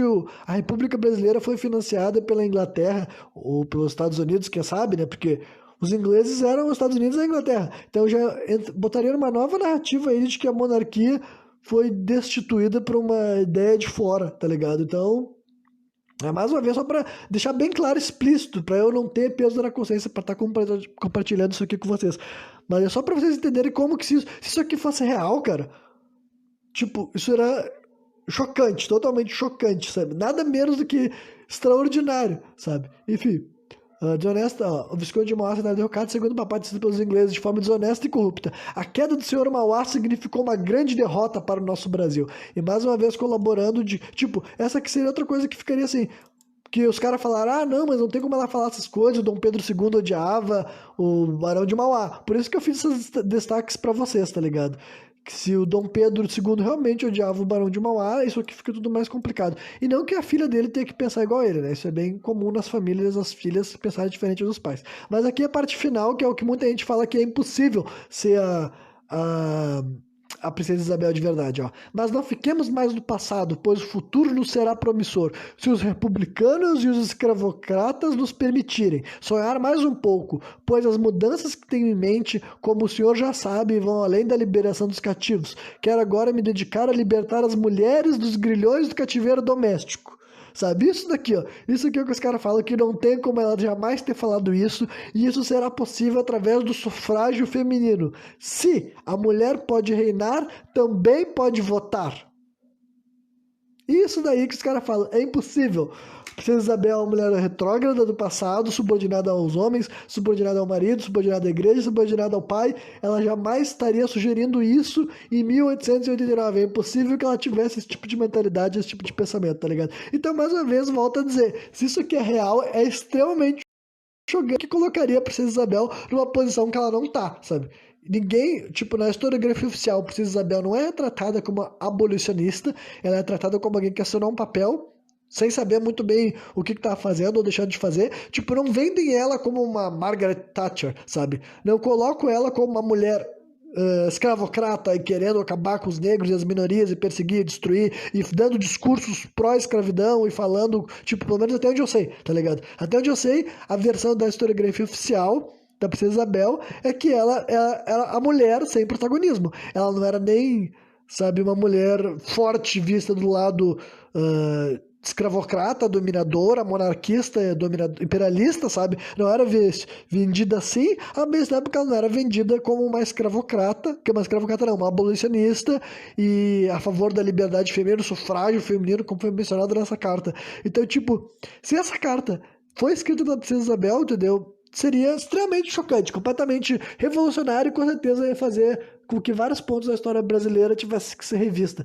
Então, né, por isso que eu falei para vocês, olha, até onde eu sei, essa carta ainda, ela não foi nem comprovada como falsa, nem como mentira, tá ligado? Até onde eu sei, ninguém falou, tipo, já falaram que ela não tem como ser verdadeira, mas não falaram que, tipo assim, que não é uma carta, que é...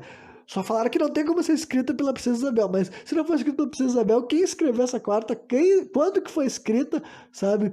Porque, né, eu gostaria de ver a carta física para saber se pelo menos tem a carta física e não é só conto de internet. Mas como eu falei, esse discurso começou antes da internet, né? Ele começou em revistas, e depois tem até esse requerimento aqui, né, de uma lei real em 2019, de uma política que existe, tá viva, tem o rosto dela, não é, tipo, loucura. Então eu tô compartilhando essa notícia louca aqui com vocês, mas só porque, tipo, eu realmente não esperava, tá ligado? Eu não esperava, e mais uma vez reiterando, tá ligado? Olha, até 2 semanas atrás eu não sabia que isso aqui existia, então de maneira nenhuma que escuta meus programas sem contexto, sabe que não tem nenhuma mensagem pró-monarquia, volta da monarquia, nem nada disso, sabe?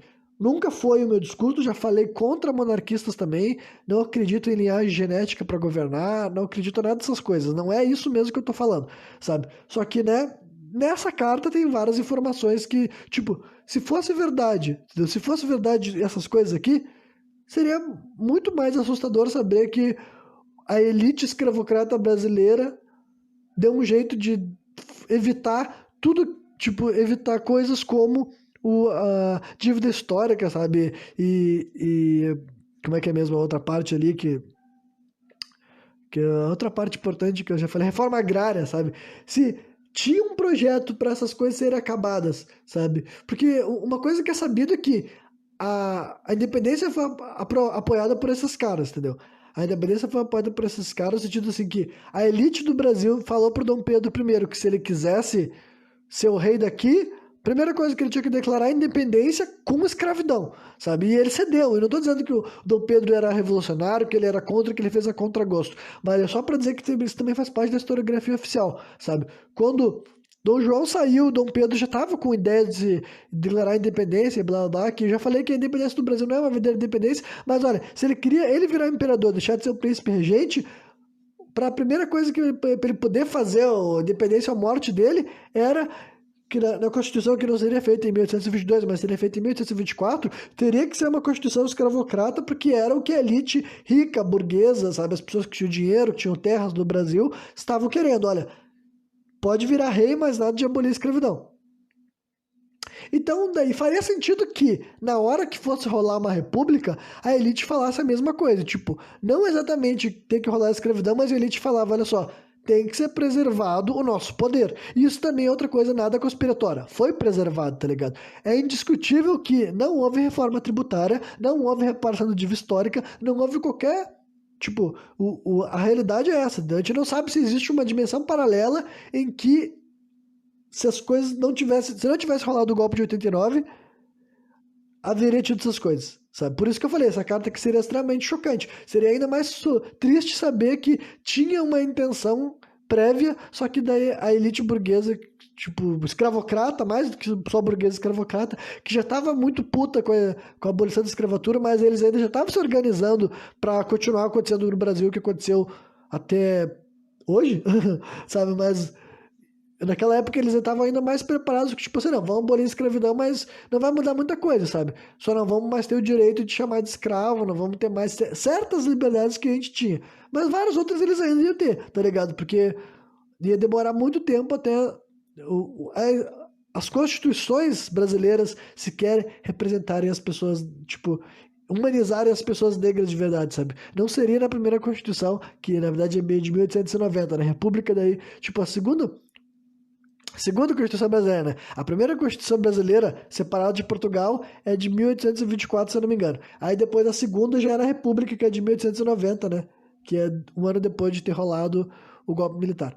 Né? O primeiro golpe militar do Brasil. Mas isso, eu nem li o final, mas o final da carta só. Agradeço a sua ajuda de todo o meu coração e que Deus o abençoe. Mando minhas saudações à Madame, a Viscondessa de Santa Vitória e toda a família. Muito de coração, Isabel.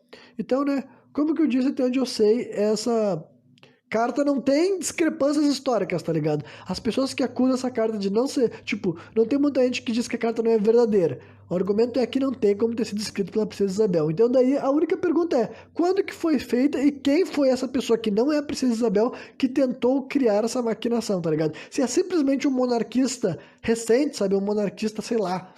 Porque, né, primeiro, vamos assumir que a carta não existe. A carta que supostamente tá lá no Museu Imperial não tá lá. Vamos assumir que essa carta não existe. Então é simplesmente um monarquista na época da internet, ou no começo do século 2000, criou essa fake news aí dessa carta e conseguiu fazer ela aí parar numa revista e tudo mais. Então, se é um monarquista, pelo menos temos que respeitar esse monarquista por ter estudado história e por ter feito assim, cara, aquela carta ali ela é redondinha, no sentido assim que não é aquelas coisas assim que tem,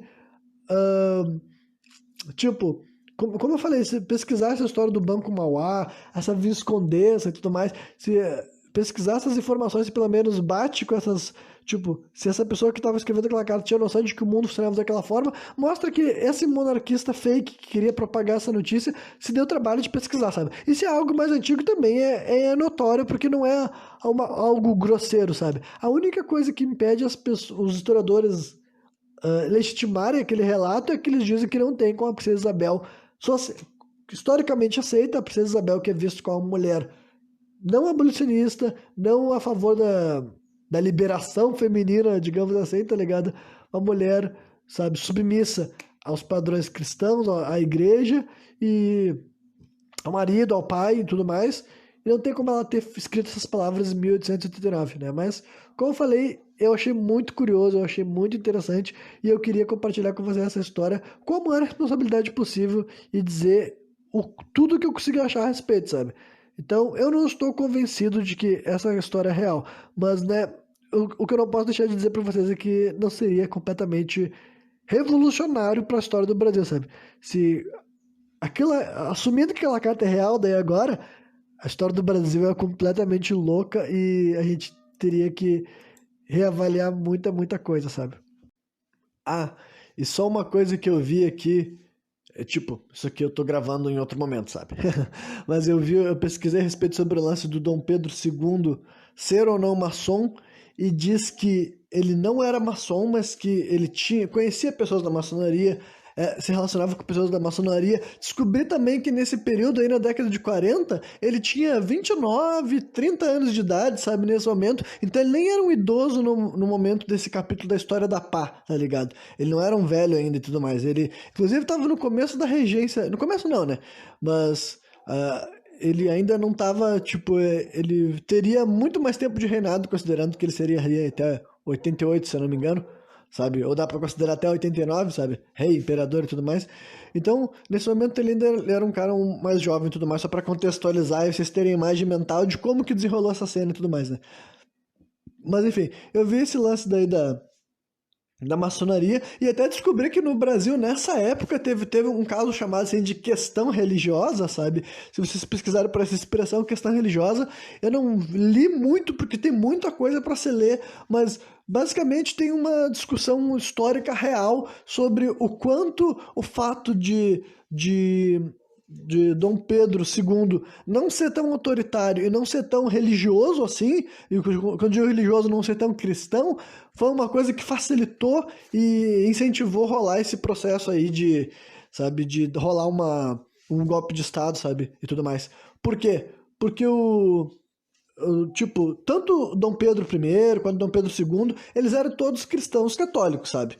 Só que eles não eram pessoas, assim, especificamente, assim, religiosas no sentido de propagar tanto mensagens da igreja. E nessa época, a igreja e o Estado eram uma coisa mesmo, sabe? Rolava todo...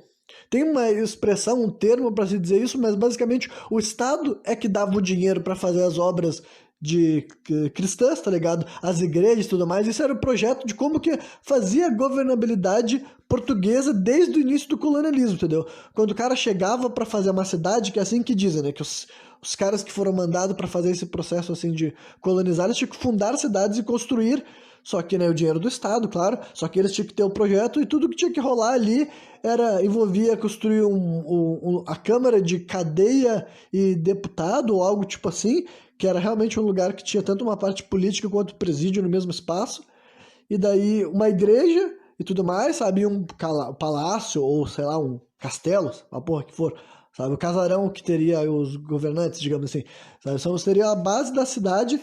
Então sempre tinha igreja, tá ligado? E esse era um exemplo de que continuava assim até no final, até no segundo reinado, né? Que era quando Dom Pedro II era regente. Então, a igreja sempre teve esse braço dentro da política mesmo, muito mais do que hoje em dia, e como Dom Pedro II não era um cara necessariamente muito, sabe, ele não era tão radical quanto os cristãos da época queriam. Inclusive, tinha vários críticos daquela época contemporâneos à monarquia, que a base da crítica à monarquia deles é que dizer que se ninguém merece ser rei, ninguém merece ser imperador, se esse cara não vai estar fazendo as leis de Cristo, né, do ponto de vista desses cônfrades mais, assim, desses frades também, melhor dizendo, sabe?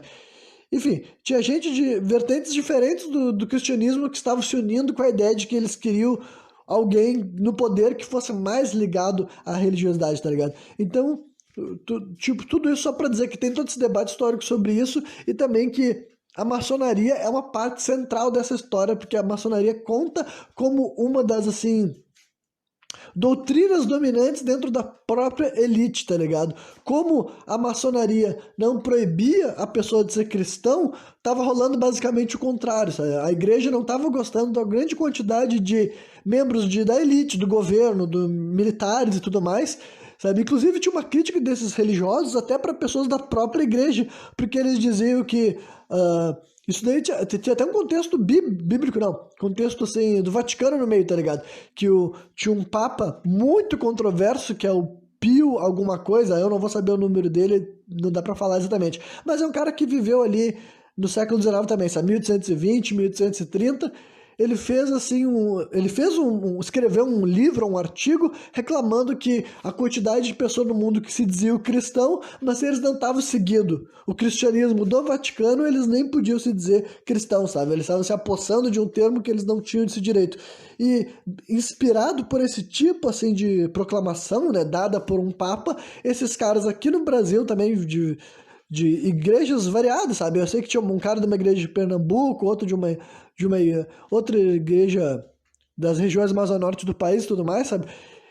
Que eram de vertentes diferentes, mas eles acreditavam nisso também, sabe? Que não adianta o nosso Estado se dizer cristão, mas o nosso imperador não é veemente cristão e um cristão ortodoxo do jeito que o Vaticano está pregando, e o mesmo valia para várias categorias, tipo políticos, juízes, e, né, como eu falei, militares e tudo mais. Então, isso foi uma das coisas que teria fortificado, sabe?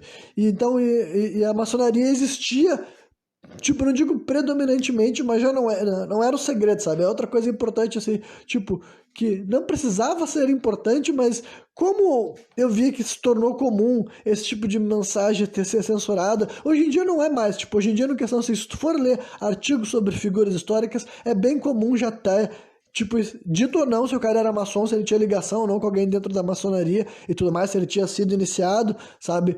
Então, olha, de um ponto de vista menos conspiratório possível, mas assim, simplesmente falar, tá ligado? Tipo assim, olha, esse cara daí fez isso e isso, aquilo, e ele era identificado como maçom, ele era reconhecido como maçom, porque daí vai desmistificar, em primeiro lugar, vai parar com a ideia de que os maçons eram um grupo tipo secreto, que as pessoas não sabiam que existiam maçons, porque, né, se tornou durante muito tempo era um negócio que tu não podia nem falar, porque parecia que se tu estivesse falando, tava sugerindo algo que nem existia. E ao mesmo tempo que hoje em dia a gente também tem toda assim, a cultura moderna, a maçonaria, que tu vê até anúncio no Facebook te convidando para conhecer uma loja maçônica, o que não é a mesma coisa que rolava, a mesma coisa com a igreja, tá ligado? Um culto religioso de hoje em dia, tu não pode imaginar que tem a mesma visão, a mesma doutrina de um culto religioso de 200, 300, 400 anos atrás, ou do tempo que for, sabe? Essas coisas foram modificadas, né?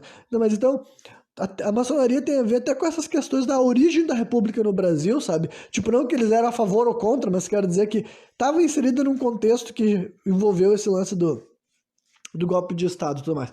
Mas, né, eu queria voltar um pouco no tempo, antes desse período da proclamação da República em 89, e falar de um período assim que tipo, tem a ver com a Guerra de Secessão norte-americana, e o quanto que isso também é uma evidência que eu vi fazendo pesquisas variadas, que sugere que a escravidão que continuou rolando aqui no Brasil não é assim culpa única e exclusiva do Brasil, sabe? E vocês já viram mencionando isso mais de uma vez, porque é o tipo de coisa que eu vi outras coisas falando e eu ficava incomodado e eu achava isso muito errado mesmo, tá ligado? Que o Brasil foi o último país da América Latina a abolir a escravidão, inclusive depois também que os países da Europa e que os países da América do Norte, sabe? Então o Brasil tinha esse título, ele tem esse título, tá ligado?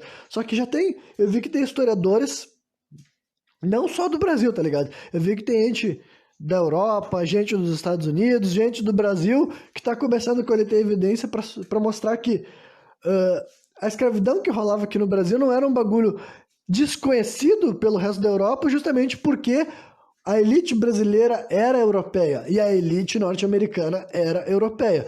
Outra coisa que as pessoas têm que entender com esse processo, assim, sabe? Então, a Guerra de Secessão norte-americana foi em 1860, eles já tinham sido declarado a independência, mas foi a Guerra Civil ali que marcou também o fim da abolição da escravidão lá, até onde eu sei, sabe?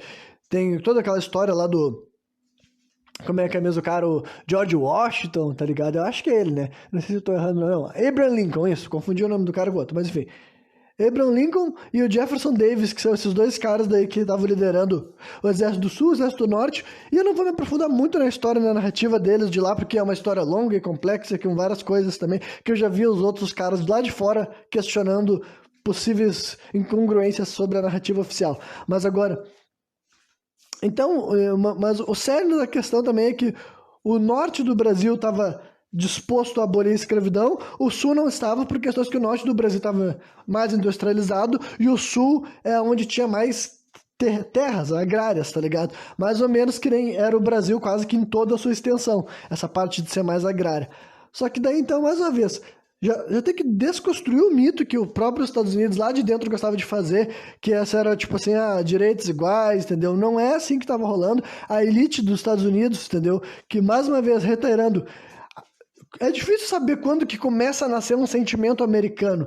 E não que não exista, da mesma forma que existe o sentimento de brasileiro. É que eu acho que os Estados Unidos eles conseguiram emplacar mais, tipo, o governo deles conseguiu transformar o nacionalismo e o patriotismo numa ferramenta mais eficaz de manipulação do que aqui no Brasil. Aqui no Brasil, existem outras coisas do governo estimular, incentivar e coagir até a população a agir da maneira que eles esperam, que não é o mecanismo de inflamar nacionalismo e patriotismo, sabe? Por questões diferentes de cada um desses países.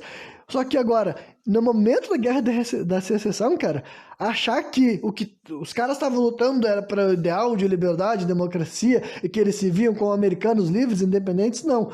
Tinha uma elite europeia que estava lá nos Estados Unidos, que estavam construindo as fábricas, que estavam construindo as empresas e que estavam fazendo a transição que também já tinha rolado na Europa de abolir a escravidão e colocar o trabalho remunerado, porque já era o Estado preparado para que era um negócio mais lucrativo, entendeu? Tu não tinha mais aquelas grandes extensões de terra, então tu não precisa colocar tantas pessoas para fazer um trabalho braçal, tu só precisa de um cara que nem vai ser mais a tua propriedade, que lembrando que, tipo, é o tipo de coisa que é horrível, asquerosa, mas tem que entender de onde que vinha essa lógica que foi necessário.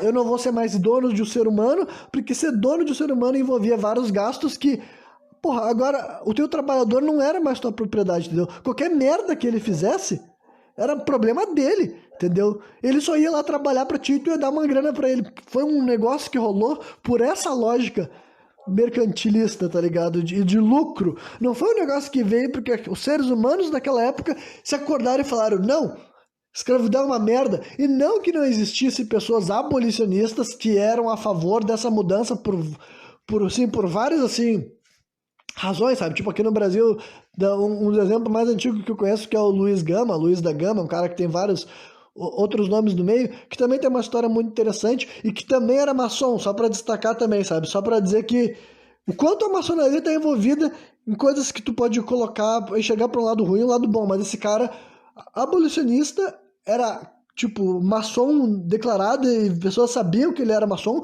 ele andava com outros abolicionistas que também eram maçons e tudo mais, por coisas que são identificáveis e reconhecíveis, sabe? Só que o ponto é que esse cara era abolicionista, ele era filho de uma escrava liberta com um cara que supõe-se que ele era um cara fidalgo, europeu, entendeu? Então o pai dele que não tinha um vínculo de amor e filho, te amo, te gosto, te respeito, não era isso que eu tô querendo dizer, mas, sabe? Só que ele era fruto desse cenário que eu acho que faz todo sentido que um cara com a vida dele lutasse pelo abolicionismo porque ele realmente queria ver pessoas negras livres, entendeu?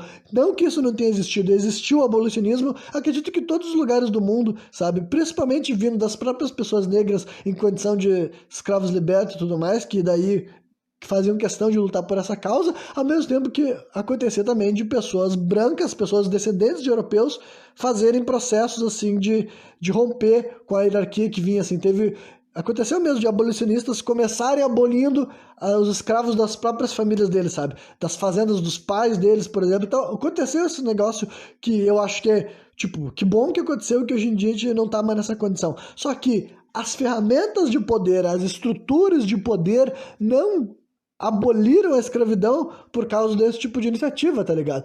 Eles decidiram fazer isso quando já estava mais fácil para obter lucro, tratando os funcionários dele como funcionários anônimos, sabe?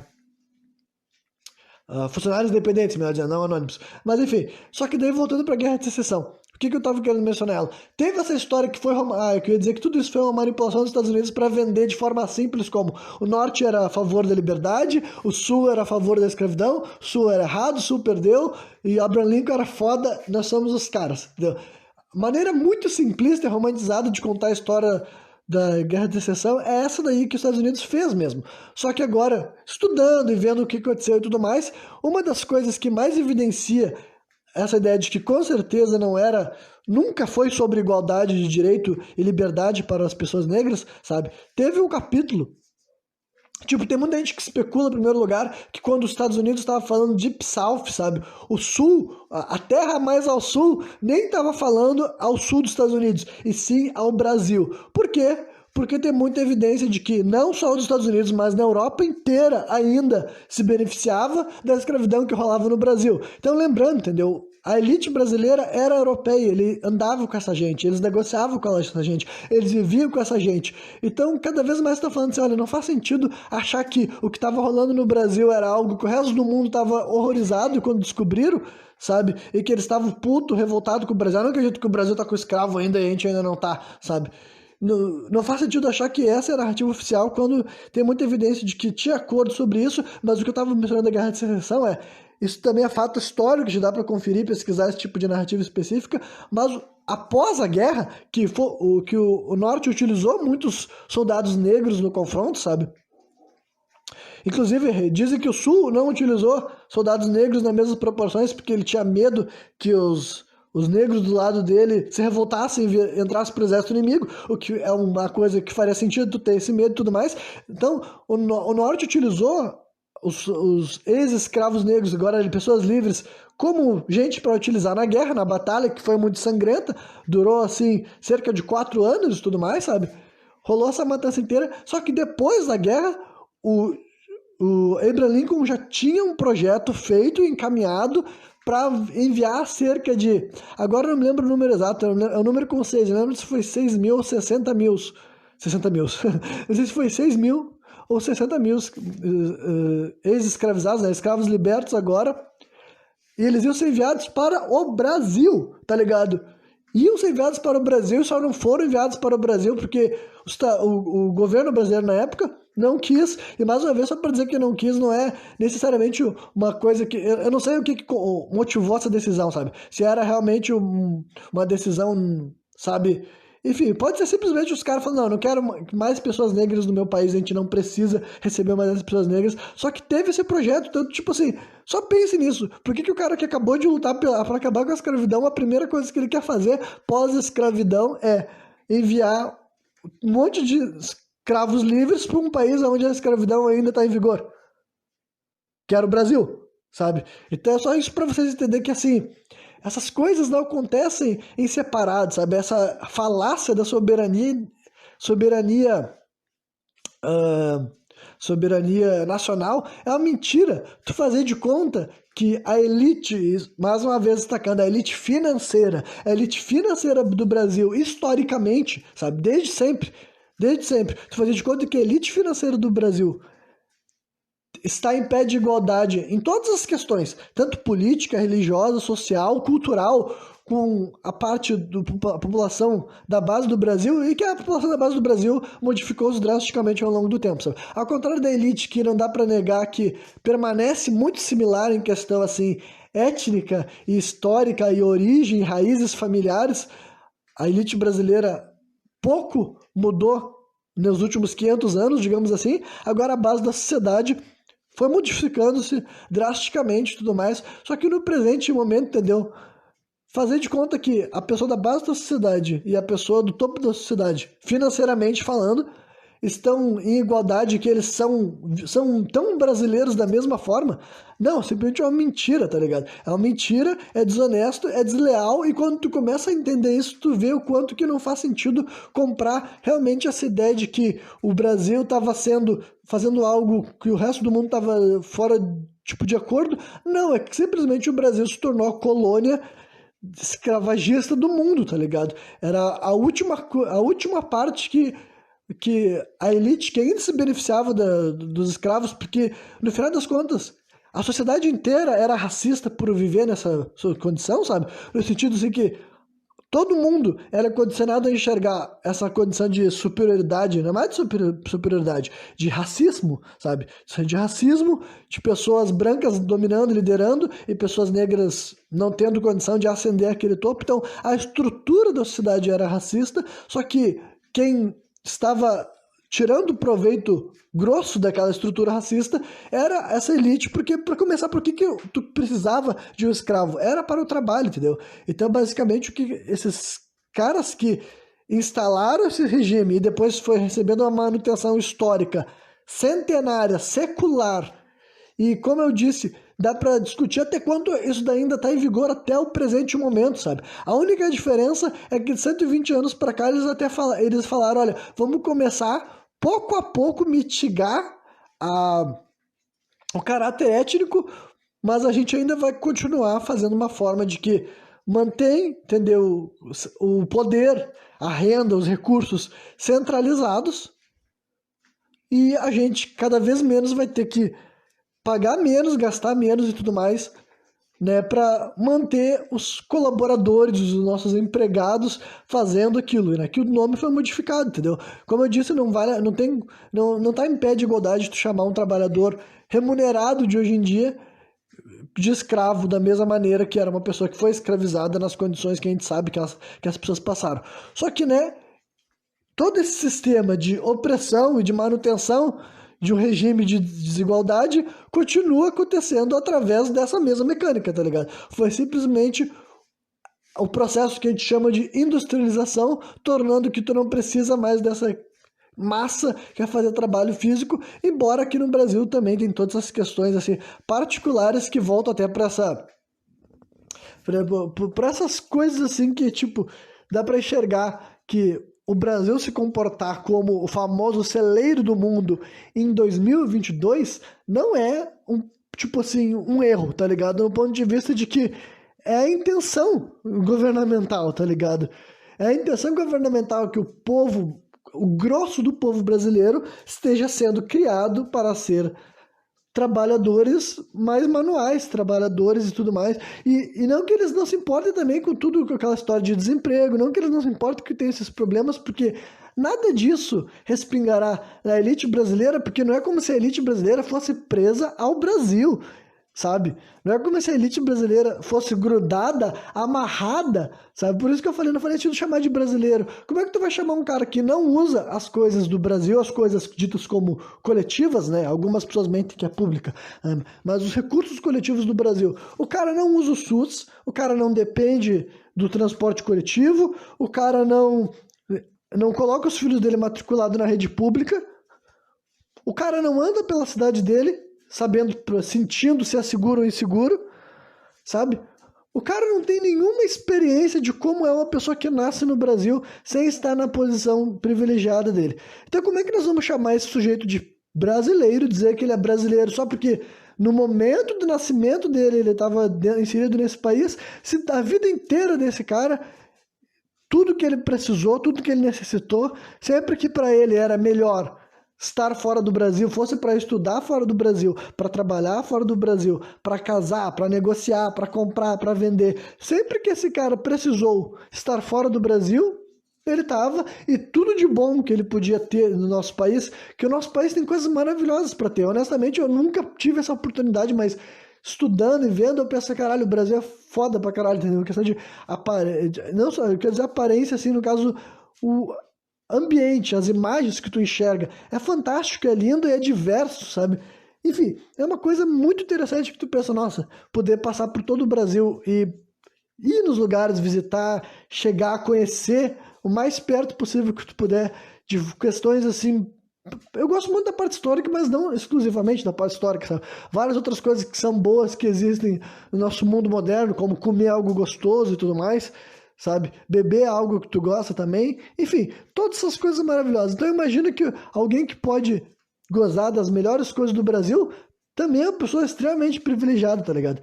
Então, tu vê todas essas coisas daí e cada vez mais eu tô vendo que tem fonte histórica, tem embasamento e tem forma de observar o mundo para entender essas coisas que, olha só, o que acontece aqui no Brasil, olha, eu bati aqui numa porta. O que acontece aqui no Brasil, gente, Não é o governo brasileiro tentando administrar o melhor que ele pode, sabe? Tipo assim, olha, eles estão tentando e eles não conseguem melhorar a vida do trabalhador da base, sabe? Eles querem com tudo que eles podem, sabe? Com toda a dedicação, com todo o esforço. E só para deixar bem claro, olha, eu não estou dizendo que não tenha pessoas bem intencionadas, assim como na época da, eu usei o exemplo do comparativo da época da escravidão, existiam abolicionistas, existiam pessoas bem intencionadas, sabe? E medidas, tipo assim, leis que é possível acontecer para ser mais brando com o trabalhador e toda uma reforma que foi acontecendo na época desde o começo da Revolução Industrial, que a Revolução Industrial ela era muito equivalente ao processo de escravidão no questão no começo, a carga horária, as condições e o tratamento, sabe? O que era diferente provavelmente era só os abusos físicos se tu fosse uma pessoa branca, entendeu? Se tu fosse uma pessoa negra, como eu falei no último programa, na época da Revolta da Chibata, ainda tinha muita a ideia de que tu podia abusar fisicamente de uma pessoa negra por causa, né, do histórico de todos esses países terem sido escravocratas, tá ligado? Só que daí começou a ter avanço e começou a ter crítica, e começou a ter mobilização, e começou a ter revolta, assim, outra coisa que as pessoas ficam querendo desmerecer ou querendo associar a revolta como, tipo assim, quem criou a revolta foi o Marx, tá ligado? O Marx que inventou a ideia das pessoas se unirem, tipo assim, não, tá ligado? Isso daí aconteceu historicamente, o que fazia qualquer regime ter que se policiar, ser um pouco mais brando, era a revolta, porque tu nunca pode apertar mais do que causa uma reação, sabe? Essa questão da dinâmica de poder, tá ligado? Quem tá te oprimindo nunca vai querer te oprimir a ponto que tu vai se rebelar fisicamente contra ele. Tem que ter o limiar. Então, foi havendo essas modificações na estrutura de trabalho e tudo mais, sabe? Desde o começo, lá no final do século XVIII, que é quando começou na Europa, depois 1800 foi acontecendo em vários outros lugares do mundo, né? No Brasil rolou entre partes e depois parou e tudo mais, né? Mas o Brasil é um país semi-industrializado, sabe? Só que é aquela coisa que eu falei, nada desses progressos estão sendo feitos, assim, mais do que o governo pretendia e tudo que parou na metade ou que nunca fizeram, a própria questão assim, de projeto de educação nacional, gente, sabe? Isso daí para mim já deveria ser indiscutível e inegável que o governo brasileiro, e quando eu digo governo brasileiro, olha, é desde quando foi declarada a República, e eu não sei do período do Império também, sabe? Até porque educação pública em período imperial meio que não existia, sabe? Durante muito tempo a educação era uma coisa vista como de cunho religioso, tipo, realmente quem aprendia a estudar era pessoas dentro de instituições religiosas e as exceções que eram as pessoas da elite, né? Mas eu tô falando de educação pública, sabe? Quem ia te ensinar a ler e escrever em vários períodos da história tinha grande chance de ser alguma espécie de pessoa vinculada à igreja, sabe? E daí depois, eu não sei realmente como é que foi o processo de educação pública no período do Império, se chegou a ter alguma iniciativa sobre esse tipo de questão, sabe? Não sei mesmo, né? Nos dois primeiros governos aqui do Brasil independente, entre aspas. Só que daí, depois que da proclamação da República e começaram a construir, mais uma vez sendo modificado ao longo das décadas esse processo de educar as crianças, mas olha, desde quando eu nasci, em 1993, e depois, quando eu ingressei na rede pública em 2001, até eu sair em 2012, e tomando como base a história de outras pessoas que eu conheço, e tomando como base histórias de pessoas de outras partes do Brasil, e tomando como base pessoas que são mais velhas do que eu consigo dizer para vocês, olha só, se nunca foi feito esse projeto de soberania em questão de educação, sabe? Se o governo nunca entrou se ferrenhamente e reestruturou no sentido de ser, em primeiro lugar, não ter desvio de verba, e não importa em qual parte do caminho rola o desvio de verba, não me importa, sabe? Se nunca foi um negócio assim, nós vamos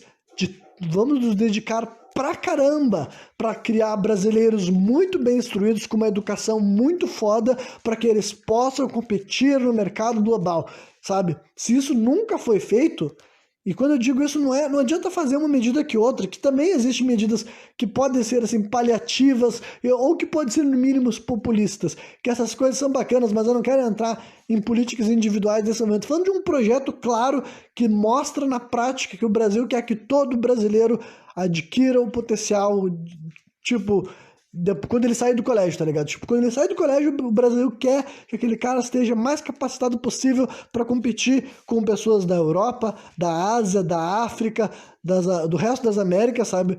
Enfim, essa pessoa vai ter o melhor que o conhecimento, a tecnologia e as ferramentas pedagógicas podem fornecer. E é evidente que isso não é o projeto do Brasil por todo o sucateamento, por todo o desvio de verba, né? Mais uma vez, sempre que eu falo disso, eu vou mencionar que aqui no meu estado, no Rio Grande do Sul, tem o menor piso salarial de professor no Brasil. O menor, tipo, aqui no Brasil, aqui no meu estado, aceitam pagar o menos possível para um professor da rede pública em comparação a todo o resto do Brasil, sabe? Então é o menor de todos. Então não tem como, é impossível, cara, é completamente impossível, gente, que toda essa má gestão estrutural, histórica, esteja sendo feita, tipo assim, por incompetência. Não é incompetência. O Brasil está exatamente do jeito que o Brasil sempre quis ser. O Brasil sempre governou pensando nessa elite que teve aqui, tipo assim, pelo fato, aquela história do Brasil chamada de colônia, sabe? A vida dessa elite não sabe, não entende como é que tá abaixo disso e eles não querem entender, sabe?